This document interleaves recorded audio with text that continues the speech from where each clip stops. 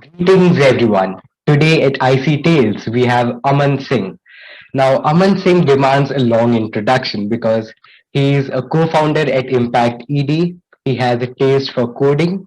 He has a formal training in theatre for over 8 years.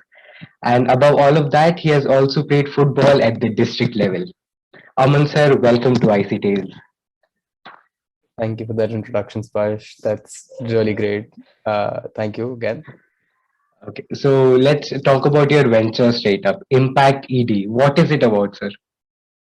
Right. So the idea behind Impacted is fairly simple, and it's the idea that in the Indian curriculum right now, there's a sheer lack of, say, social impact integration. The idea that we know that there are a lot of NGOs that are out there, and students in general see a lot of social issues that they want to deal with or they want to do something about. I think it's something that we study about from a very young age, but nothing actionable is ever given to us.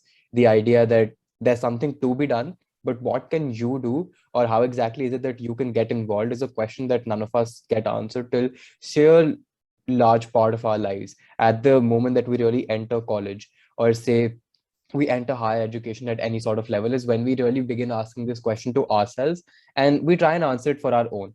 And at that point there exists a huge barrier that some people might have that knowledge or they might have the resources to get involved, but a lot of people won't. And that's simply because of that lack of that knowledge directly into the integration. So at Impacted, the entire purpose that we're trying to fulfill is bridge that gap, making sure that information that's out there, resources that are out there that help students get involved in the social sector and with social impact as a whole, they're able to do that as easily as possible. So we do that through a lot of different things that include learning based modules that we have, or pro bono campaigns that we run across India, so as to ensure that any resources that might go to a different section of the society that can be availed by them can also be done, so that there is both sides of the story being fulfilled, the actionable executionable stuff as well as the resources being disseminated. Shall I consider Impact Ed as a substitute for the current education system, or is it just a complement about what we are or what we currently have as our education system? Is So it as much as we'd love to be, say, a replacement for it, because I mean, as like students that have gone through the education systems ourselves, I'm sure that both of us can also say that there are a lot of requirements and there are a lot of improvements that need to be made. But of course, it's an institution, we can't really change it in a day. So today it exists as an auxiliary, as a subsidiary that hopes to bridge that gap. But as we move forward, we really do want to make sure that and anything and everything that we really can bridge in terms of, say, things missing from the curriculum, we are able to do that. And by the end of it, the curriculum itself takes it up, because it is the most easily accessible institution to all. Parents will always want that their children are educated. Children will also like spend a huge chunk of their life just making sure that they have the appropriate education. So the idea is that by efforts like ours or by other organizations as well, we're able to make a change in that curriculum itself. We're able to make a difference in what like millions and billions of people are consuming. And if not so, at least we do exist to serve the same purpose. awesome? That's a really broad way of thinking. Okay, my second question to you is, what was the spark to ignite Impact Ed? What got you running into there and like we need to do something of this sort? Right. So again, like of course, for the organization, there are two co-founders, me and Ridhima. So both of us come from different experiences as well. I'll talk about my personal one first and then a cumulative one. But the idea was that back in high school myself, I faced the exact same issue. And the only difference was that my high school gave me a sort of platform to really go ahead and make a difference. So we used to have these social entrepreneurship programs where you could start up your own thing and you could work on a certain social issue and you could try and make a difference. Now, that is something that even though eventually got a chance to work on in my 11th grade, I was keen on working on it right since class 8, which also like sort of gave an insight to me that this isn't something that you suddenly get a chance to or suddenly get a want to do at a later age. It's something that exists throughout. And I tried applying through that program for good 2, 3 years. A lot of times I'll face some hurdles. Sometimes my board exams came up, so I couldn't do that. Eventually, when I did get selected, I worked on the cause of malnutrition amongst the Industrial Society of Delhi for a good 1 year. And I was able to do a lot of different things. I was able to raise awareness in the urban section. I was able to, in general, conduct drives and make a lot of tangible change in a specific section of the society, which was Sanjay Camp in Okhla Industrial Area. And all of those things were great. And by the end of that program, I knew that this was something that I really wanted to do in the longer run. The idea that I wanted to make a difference in the life of people, because if I had been given more than I could chew on, or if I had resources that I could make use of, I would really want that everyone else does as well. And that was the whole aim behind the takeaway that I had from that program. By the end of it, once I was entering college, I really wanted to work on a very specific cause as well. I wanted to work with respect to a marginalized section of the society, which was, say, the red light district of Delhi and the awareness around the sex industry in India as well. So that was something that I wanted to get into because, of course, there was a barrier there that you needed to be above the age of 18 and a consensual adult to do that. So as soon as I entered that age group, I really wanted to work on that. And that is a project that eventually got a chance to work on as well, which is another project that I'm running on the side right now, which is with Projects for Peace. And we received a funding for $10,000 for the same thing. And right now that project is going on in GB Road. And these direct interactions that I tend to have with people when I work on ground at any moment of time, whether it's, say, the red light district or whether it was Oakland industrial area, the idea that something that might be very small for us or might be just a very small gesture for any of us is a huge life-changing thing for them, because they don't come to expect it, or they don't come to think that it's an obligation for anyone to fulfill. It was something that really changed my perspective. And that is one of the biggest driving factors for me to try and start this organization and in general work towards something that could make a difference. And eventually me and Ridhima came together to during the pandemic to work at an organization called Youth Action of India, which was a subsidiary of the UNCTAD Youth. And we had a lot of these learning based programs then, because of course with everything shifting online, you couldn't go on ground to work for a long period of time. You couldn't do a lot of things that you probably wanted to do. So we had these learning based modules and programs done online, and we piloted them. We tried and tested how it would through all of these modes, and eventually saw that that really worked. The idea that students were really excited to learn about intersectionality, even if they were in high school, learning about, say, popular culture that's around us, TV, advertisements, shows. How do they affect us? How do they form stereotypes in our brain, which eventually become a larger thing as we enter adulthood? And students had a really great response to that. And a culmination of all of this, things that I worked on myself, things that me and Ridhima worked on together, is what led to the inception of this organization and led to us being where we are today. So, so I want to know about your school life. Like, were you the one rebellious kid who would stand up against the old and what I like to say as the yet colonized education system? Were the rebellious one, or were you hustling silently and then you came up with boom? Here we have impacted. I would say I was a little bit of both. I think that's a great question, by the way. But the idea was that growing up, of course, I grew up initially as a very introverted and shy kid. And till, say, the like middle school, somewhere along middle school, I thought that academics were all that there was to school. Like you couldn't do anything beyond that. And then a teacher of mine, actually, who I will still like, she's still my favorite teacher, Tanvi ma'am. She pushed me a little towards extracurricular. She saw that I had a knack for writing, I had a knack for the spoken word, and she pushed me towards theater, writing, comparing. And that's how I eventually got involved in all of those things. And it really transformed me as a person. And it turned me into that very like outspoken kid who would speak for himself, stand up for others, or in general, whenever he saw something that was wrong, he would try and make a difference about it. And by the like initiation of high school, I was exactly that. I was the rebellious kid who would stand up against anything. But I also knew that in like institutions like a school, you would need to be a person who has to play both sides, because if you want something to be heard, you need to be an obedient person at some times as well. So I would be that negotiator, I would be the devil's advocate, but I would make sure that if there's something wrong, it's being heard. If there's something that needs a change, I would speak out against it. And again, I think it was a privilege of mine that a lot of these wants or a lot of these cries that I made were heard by the school authorities or the administration, and they really tried to make a change about it. The idea that if I told them that this is something that's wrong, or this is something that someone's going through and we really should make a difference about it, they gave me the ownership to do that. They asked me that if there was something that I thought that could be done, they would take it up, they would try and inculcate it, or in general give me the ownership of trying to go ahead with it and try and make a difference myself. So definitely a privilege that I had, but I would say that being the rebellious kid helped there, and like being outspoken really got the work done. That's awesome. Especially the last part where you said that the school really heard you what you wanted to say. You were lucky there. I wish I had the Yeah. same thing. Anyways, coming to the next point, as students, what should we do in order to at least change the minor things in our entire education system? Now, what I personally prefer is like the frequency of extracurricular activities, which is next to nil, especially when we enter our boards, our above 10th, 11th, and 12th. So, and also about proposing new ideas, as you said, how can we make our voices heard to the school authorities? Right. So again, I think that's a great question because I think a lot of us require something actionable to work on because we want to make a change, we just don't know how to or how to go about it.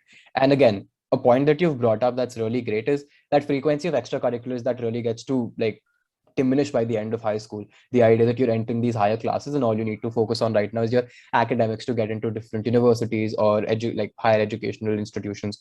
So definitely that, like I would say that the only reason that I've become the person that I have, or the idea that I've been able to transform myself, is because I try to strike a really fine balance between the same. Like I was a very restless kid who could never sit for like all 6 or 8 hours in the class. I needed something to keep me busy beyond it. And that existed even in 10th or 12th grade when the board classes were there. And I would really make it a point that I would say that I'm going to handle my academic commitments. I would prove to the school that I would be able to handle this, but I still need extracurriculars to do on the side because it just felt that a part of me was missing if it didn't happen. So trying to get yourself involved in these extracurriculars, and I think that also comes with an added piece of context there. A lot of students, just like me, would feel that this is something that, say, like they haven't tried before or they don't know if they'll be good at, and they might just be really apprehensive of getting into. I think even trying on experimenting with these different things helped, because if I really look back, and if I was having a conversation with my fifth grade self today, he would never think that I would be someone who would get involved into theater or the idea of a team sport like football, because I thought those were the furthest things from my personality. But I tried those things, I liked them, I excelled at them, and sometimes I didn't excel at them, but I still liked them enough to really pursue and work hard on them. So trying those different things that you might just end up liking and become a larger part of you growing up is one thing. But in terms of making a change in what the education system is today, I think one of the biggest thing is that all of us have a logic or rationale that we work with. All of us have some central tenets that, hey, we just want to make sure that, say, all of our friends and all of our peers are treated equally, or the idea that all of us work off of some very basic principles. And I'm sure all of us in school also did. The idea that I don't really care about anything, but I just hope that everyone has a good time at school. No one is really, say, discriminated against. It's also a very simple feeling to have. Just make sure that that voice is heard, because at a lot of times what will simply happen is, even if we think that the school might not hear us, the authorities might not hear us, the idea is, if that voice is not like spoken out loud, or if someone doesn't get to hear that, they won't even know that that want or that plea exists. And the idea is that I will always feel that a regret of not being able to do something or not being able to take a step is still worse than taking something and maybe failing at it, or in general trying something out. So that is one thing that I would definitely advocate for any student that's out there. If you want to make a change, make sure you're outspoken, make sure your voice is heard, and anything that you feel is wrong around you, or in general, any change that you want to see, make sure that you can speak out about it, regardless of what the outcome is really. Because the idea is, if you speak about it today, and the idea that just like you, there might be other people who feel scared or who feel overwhelmed of speaking out loud, they might just get added push from you speaking out loud to go ahead and talk about it. And at one point, the voices will be loud enough that they will have to be heard, because you can't like go against the logic of like, together we stand and divided we fall. The idea that at one point those voices will be loud enough that they will have to be dealt with, and you might just end up making that change. But that's still an end goal that you're thinking of. The idea that you should think of is the process and the journey. The idea that you wanted something, you wanted to make a change, and at least you tried and did something about it. Because that's still better than just sitting and thinking that there's nothing that can be done, or living with the regret of not trying something. 100%. That's really accurate. Okay, I want from you an advice for a young teen who is seeing dreams of becoming an entrepreneur, but is still bound by our education system. any one piece of advice. Okay. Um, if I have to give any one piece of advice, I will say this, and I think this will come as a very cliched thing, which is also, and I'll have to like elaborate on it a little bit.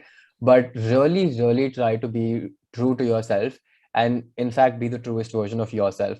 Because the idea is that at a lot of times, and this also comes as a like different thing to what a lot of people will say, but you don't need to have a role model. You don't need to have a certain person to look up to.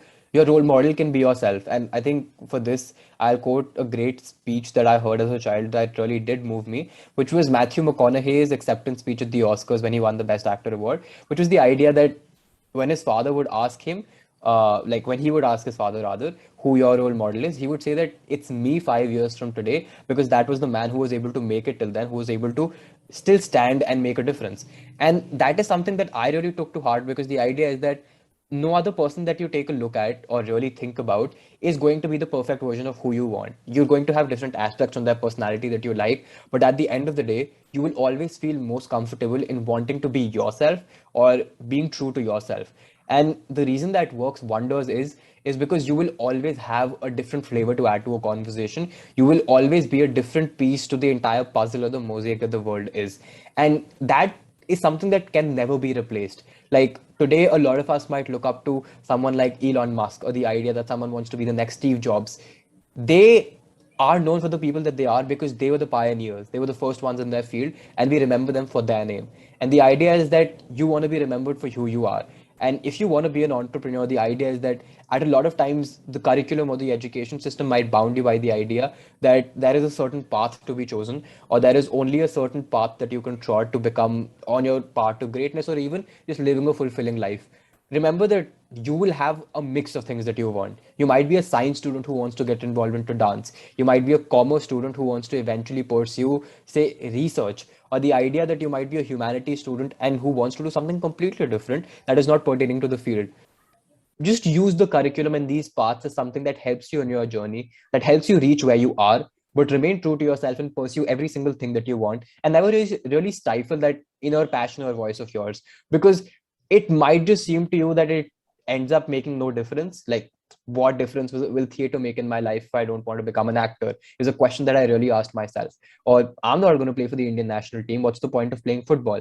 The idea is they add so many different things to your personality and make who you are, that the day that you're standing in a conversation with your friends at the age of say 25 or 30, and you're doing whatever you are, you might just be that entrepreneur that you want, you might be something else, you change your goals, but you still will be a person who will have such unique experiences that will make them who they are, that you will never really regret it. So don't stifle that inner voice of yours. Live up and live whatever passions you want, and just be true to yourself. Because I really believe in the ideology that you should be the first of your kind, and you really can, because there is no one else. You are your own person and no one can replace that. So you want to go to that path, just be yourself, and I'm sure that you will find a way to capitalize on who you are and reach the point that you really want to. Got it. Got it. Okay, now comes something from your personal experience. At such a young age, you are the co-founder of Impacted. So, what is the feeling when at such a little age you are owning something of your very own, and you can proudly say that I am one of the co-founders of Impact Ed? How does that feel? I think it's a great feeling. I like, definitely it's an ecstatic feeling that I would really want others to also like really experience at times, because we go through so many systems and institutions where we're always playing second fiddle. In all honesty, like if I had to look at it from another sport that I'm really into, which is chess, we're always the pawns, the knights, the bishops, and the idea is that we're always something that's a part of that system and not something that owns something or has a little bit of a part of themselves in that. And that is something that always keeps us away from that creativity as well, that we're supposed to think in bounds. Say if we're part of a society, that our only ambit as a member of that society is to really think of what it does, or the idea that if you're part of your student council, you have a certain set of responsibilities or roles that you're supposed to fulfill. Owning an organization or being a co-founder of a startup is something that gives me a lot of creative freedom. It makes me feel great because the simple idea is that there's a little part of me that goes in everything that we put out, and there's a little part of my ideology that I try to really make sure that's a part of any campaign of ours.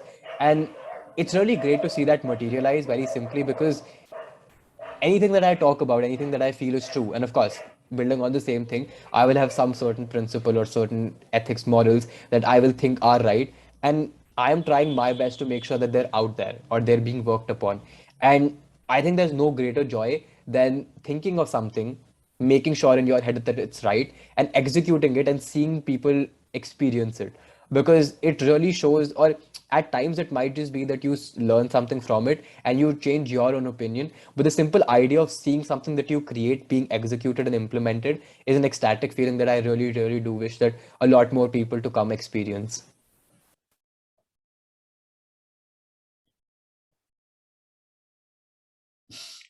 I'm so really sorry. No So, worries. so I wanted to know about your experience or your idea of success. What does the word success mean to you?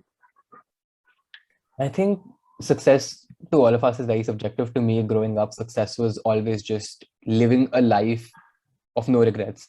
And I think I came across so many different pieces of literature and media and in general incidents in my life that made me further build up on this, which was simply that I think the biggest regret of all time would be to have any. And the idea that you wanted to do something, you wanted to experience something, and you couldn't.